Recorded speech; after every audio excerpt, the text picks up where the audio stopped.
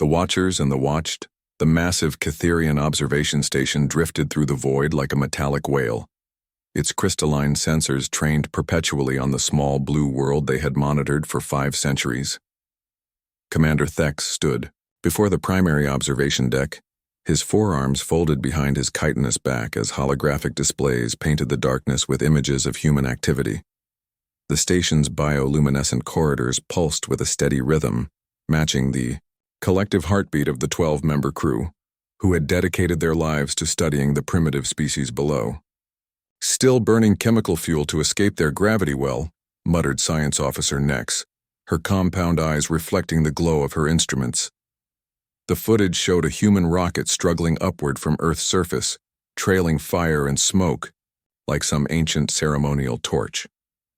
500 years of observation, Commander, and they haven't progressed beyond controlled explosions. Thex's mandibles clicked in what passed for amusement among his species. Through the station's transparent, aluminum viewports, he could see Earth hanging in the distance like a sapphire caught in black velvet. The planet looked peaceful from here, its swirling white clouds hiding the chaos beneath. The humans down there had no idea they were being watched, studied, catalogued like specimens in a vast galactic laboratory. "Update the records," Thex commanded, his voice carrying the authority of someone who had observed the rise and fall of dozens of civilizations. Another failed attempt at establishing a permanent lunar colony. Estimated technological advancement: negligible. Cultural unity: fragmented into 195 separate political entities, down from 196 last year due to a territorial merger.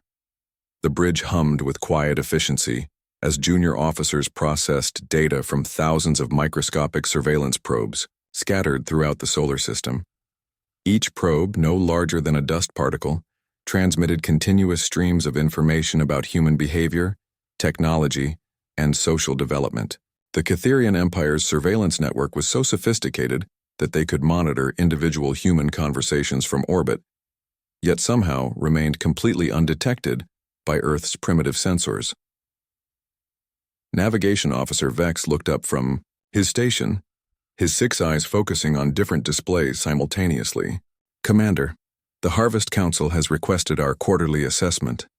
Shall I transmit the standard report?"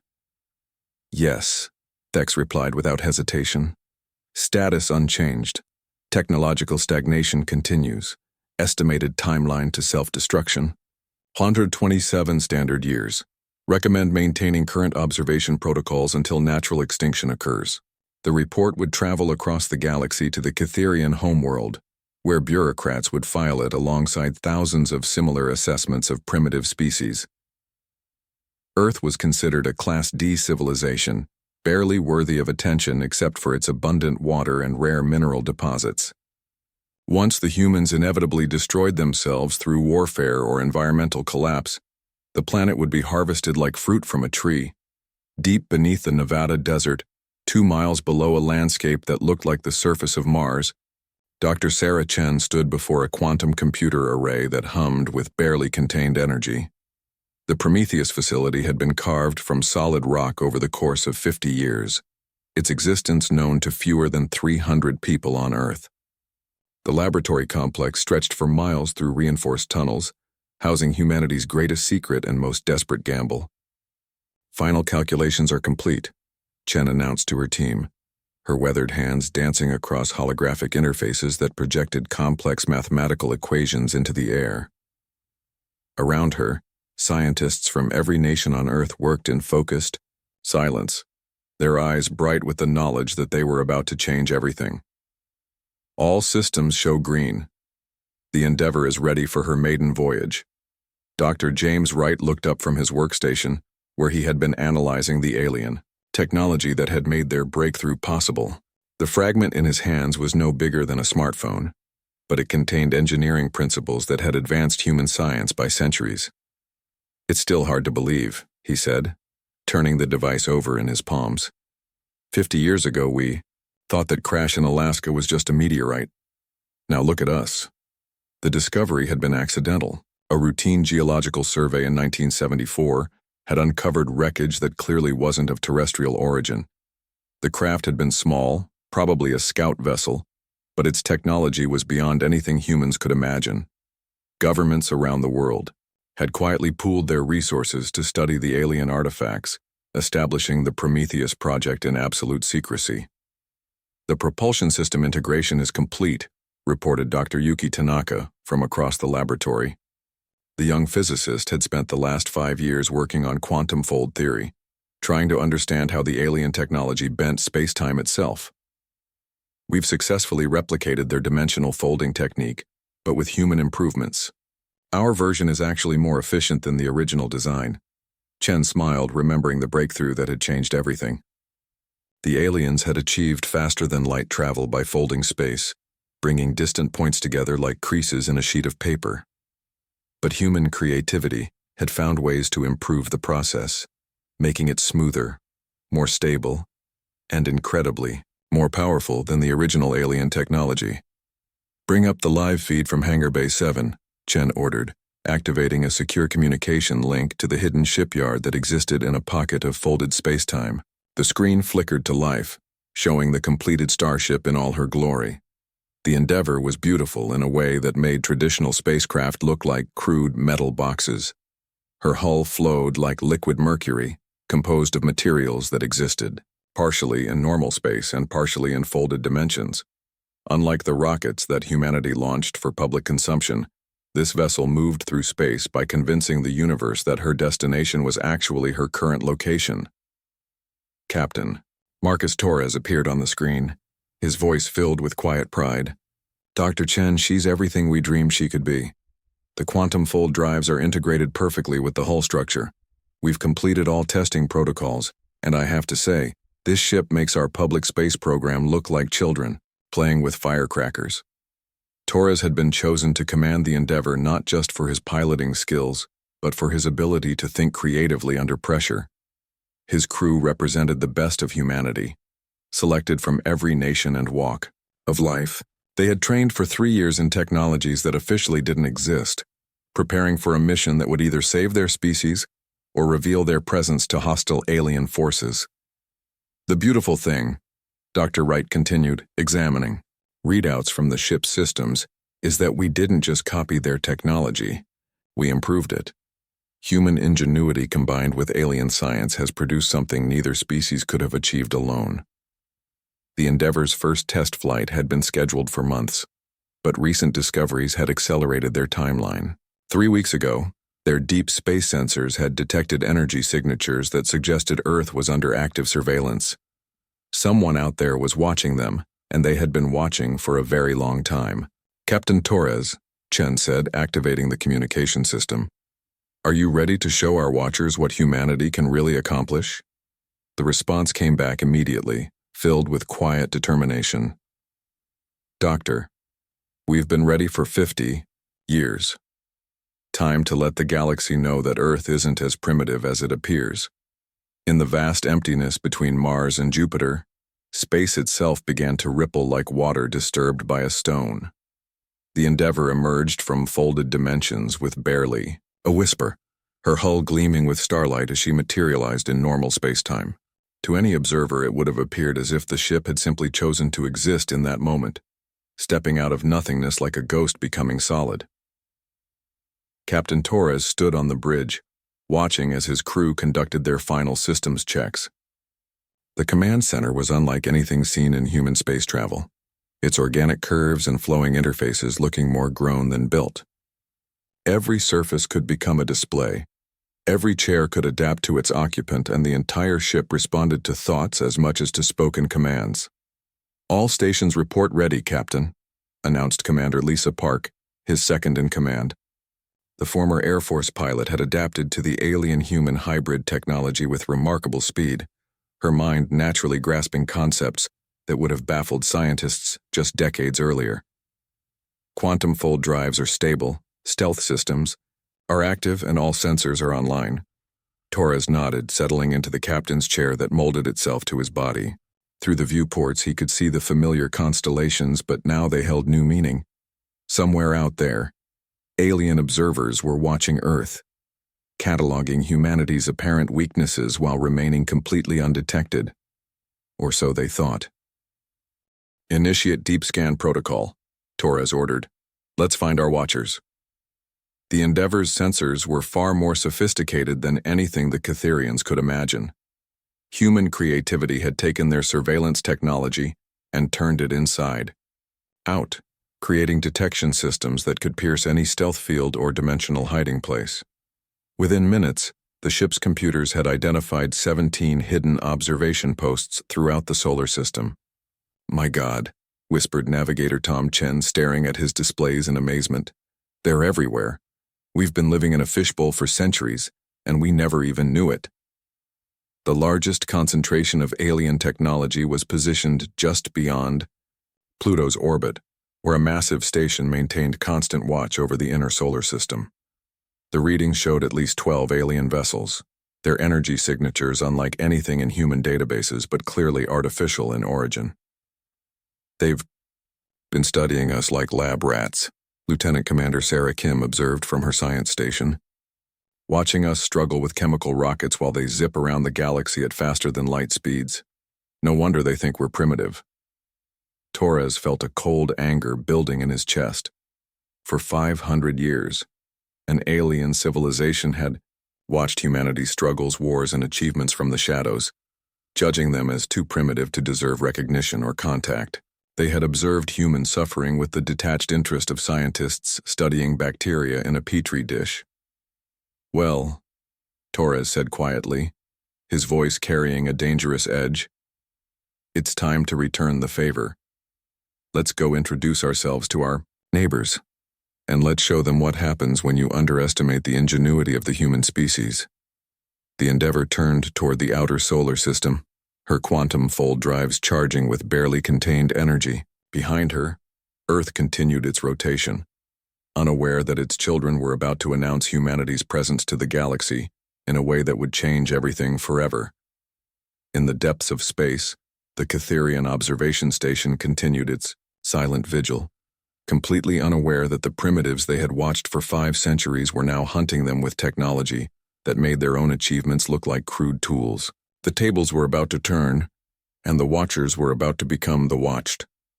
The universe held its breath as 2 civilizations prepared to meet for the first time, each thinking they held the advantage, neither fully understanding that this first contact would reshape the balance of power among the stars forever.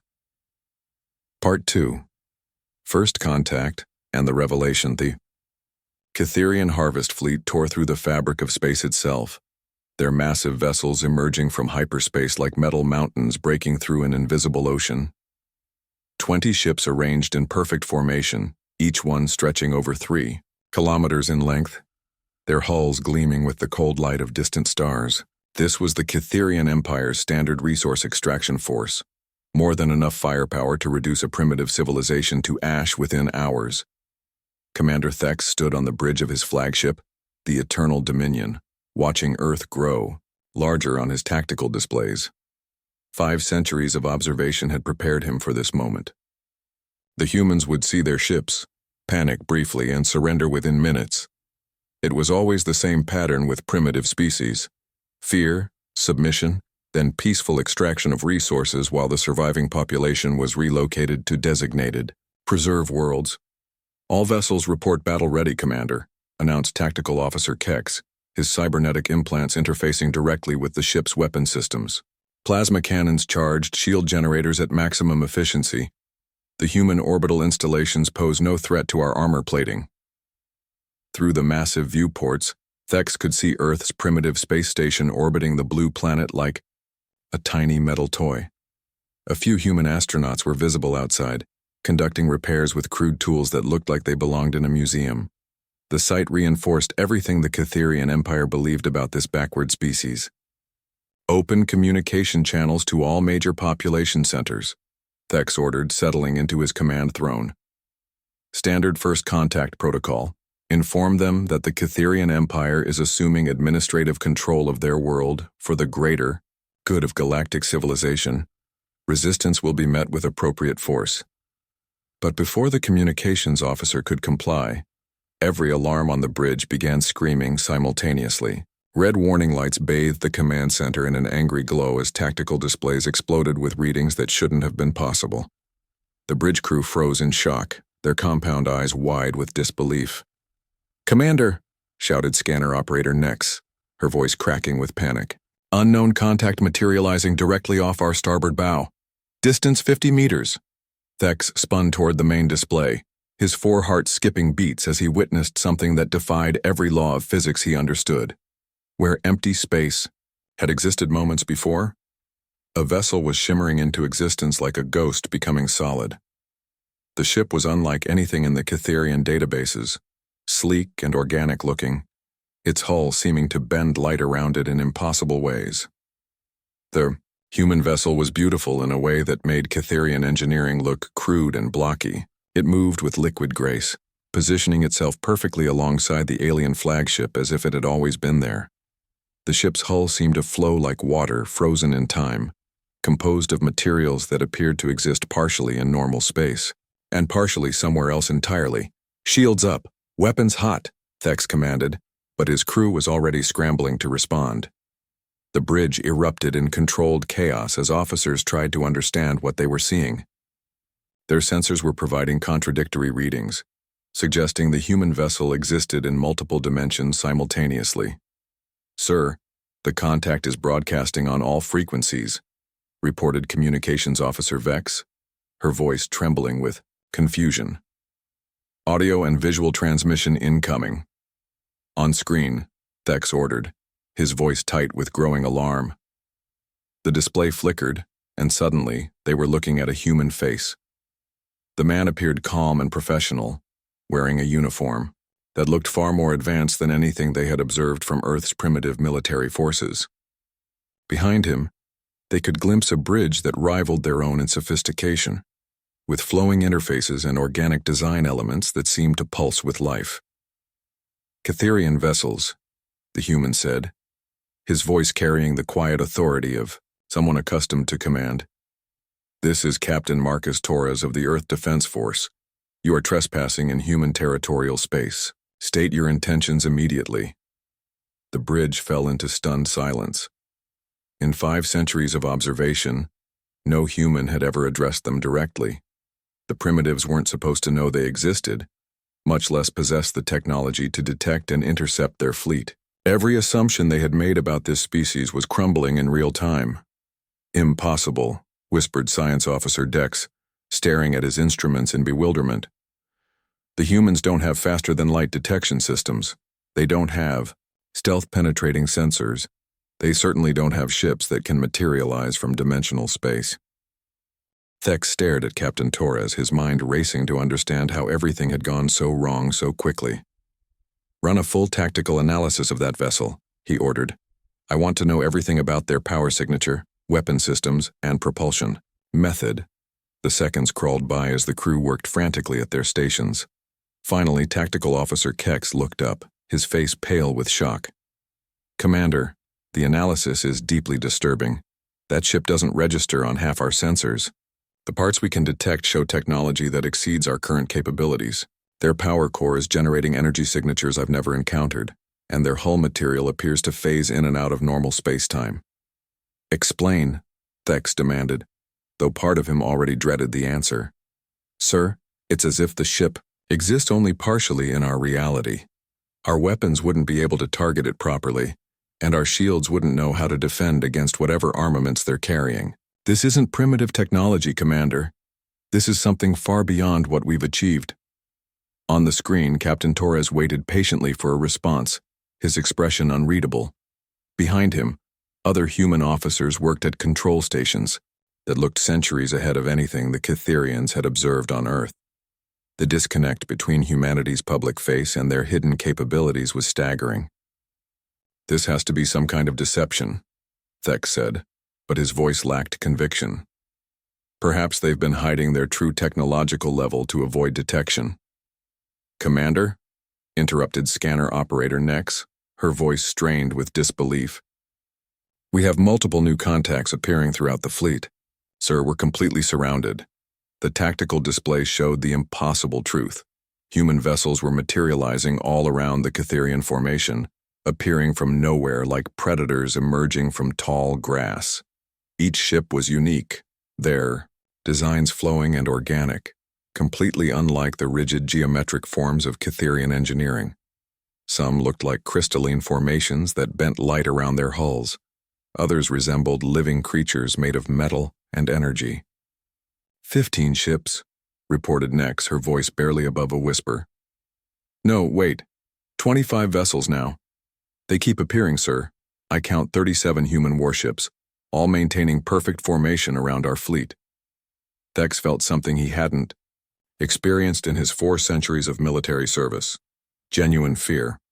The primitive humans had not only detected their approach, but had somehow surrounded his entire fleet with technology that made his own ships look like museum pieces. Every tactical advantage the Cytherian Empire possessed had been neutralized in minutes. Captain Torres, he said, activating the communication system with hands that trembled slightly. I am Commander Thex of the Cytherian Empire. We were unaware that Earth possessed such advanced defensive capabilities. Captain Torres smiled slightly, and somehow that expression was more unsettling than any threat could have been. Commander, you've been watching us for 500 years. Did you really think we wouldn't notice? Or that we'd remain primitive forever while you studied us like insects in a jar? Another human officer moved into view, a woman wearing the insignia of a chief science officer. Commander Thex, your observation probes have been extremely helpful over the centuries. We've learned a great deal from studying your technology. Thank you for the free education. The revelation hit Thex like a physical blow. The humans hadn't just detected their surveillance. They had been studying it, learning from it, using Cytherian technology as a foundation to leap centuries ahead in their development. Everything the Empire believed about this species was not just wrong, but catastrophically backwards. How? Thex whispered, staring at the impossible sight of human ships that could appear and disappear at will. Captain Torres leaned forward slightly. Would you like the technical explanation, Commander? Dr. Sarah Chen, our chief scientist, is standing by to discuss the theoretical framework we developed from your crashed scout ships. Another screen activated, showing an elderly human woman surrounded by holographic displays that made Cytherian science look elementary.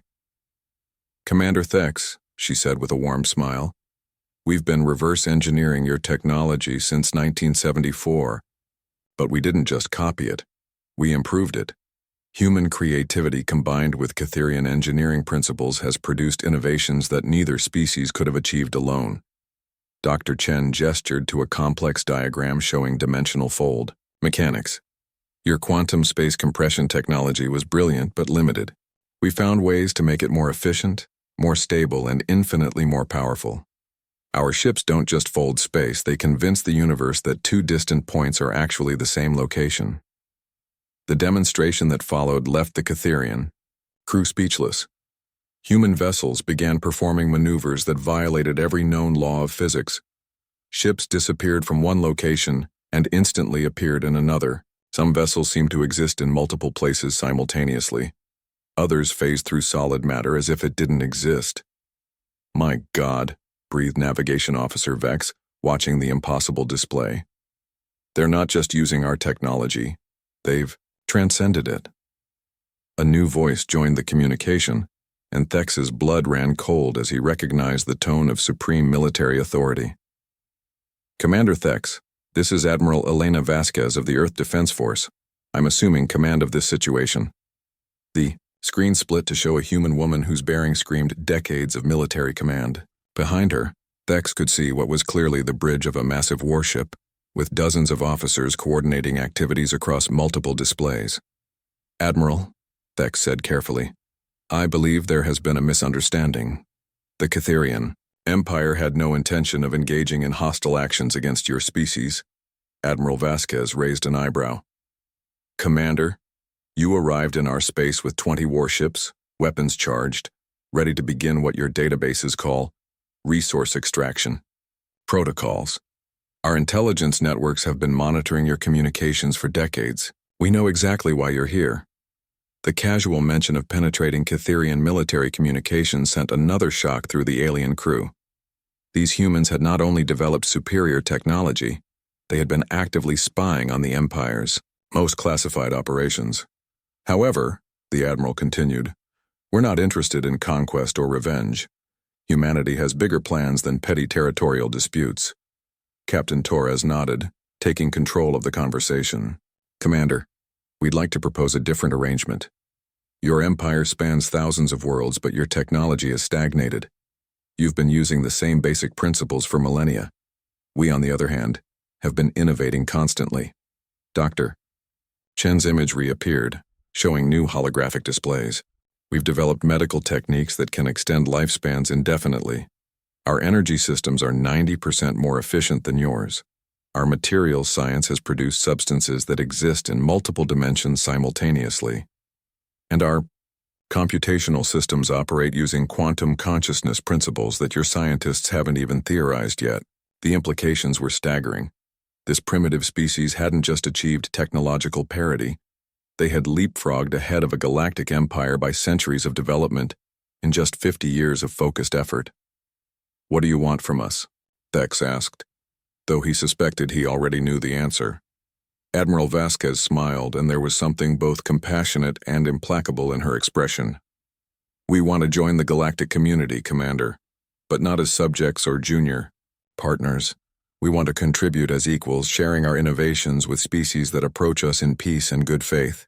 The communication screens began showing feeds from around Earth, but not the primitive planet the Catherians expected to see. Instead, they witnessed massive construction projects in orbit, cities that seemed to grow like living things, and technologies that made their own civilization look like it was built with stone tools. This is what Earth really looks like, Captain Torres explained. We've been maintaining the illusion of primitiveness while building a civilization that can stand alongside any in the galaxy. We're ready to take our place among the stars, not as primitives to be harvested, but as innovators ready to push the boundaries of what's possible. Commander Thex looked around his bridge at officers who were staring in wonder and fear at displays showing human achievements that exceeded their wildest dreams.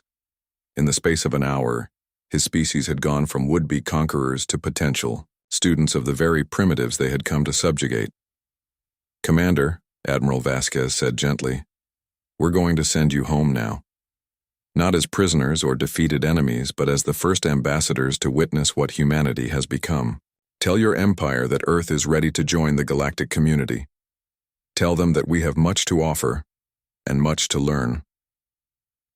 As the Catherian fleet began its journey home, escorted by human vessels that danced through space like liquid light, Commander Thex realized that the galaxy would never be the same.